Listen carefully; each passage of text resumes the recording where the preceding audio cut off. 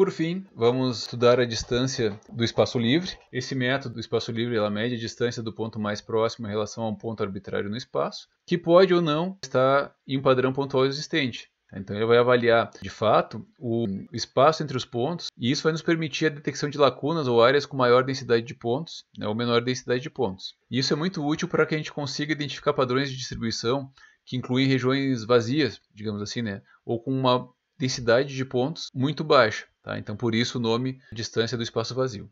Então, nós vamos verificar aqui no SpatiStat, nós temos a função distMap, que é justamente a função que calcula essa distância do espaço livre para cada um dos nossos padrões, vai gerar a variável, o objeto, e aí nós chamamos ele aqui no nosso plot. Tá? Então, vamos primeiro calcular para cada um a distância do espaço livre, calculamos, e aqui, deixa eu reduzir um pouquinho a nossa área de plotagem.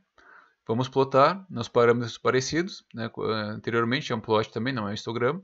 Vamos gerar aqui, selecionar todo e plotar.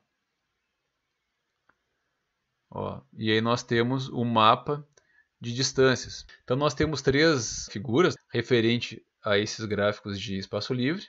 E nós podemos verificar no primeiro mapa aqui, na primeira figura do padrão aleatório, que essas distâncias do espaço livre elas estão relativamente dispersas. Tem uma mistura de áreas com distâncias pequenas, com distâncias grandes, o que é justamente esperado para um padrão aleatório, onde nossos pontos estão distribuídos sem uma organização clara e definida, como nós viemos conversando ao longo do tempo.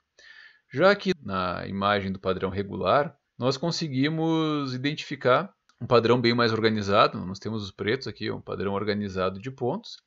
A distância é bem definida e relativamente uniformemente espaçado. Então nós temos esses pontos formando uma estrutura regular, bem característico desse tipo de distribuição de pontos. E por fim nós temos aqui o padrão agrupado, mostrando justamente uma alta concentração de pontos em determinadas regiões. Um número grande de distâncias pequenas, eles estão muito próximos, na verdade, um do outro. E nós podemos observar também aqui, em contraste, que as áreas mais distantes dos clusters, elas apresentam distâncias significativamente maiores entre elas, que são aqui os tons mais claros, mais puxados para o amarelo. Então, gráfico de espaço livre típico do padrão agrupado.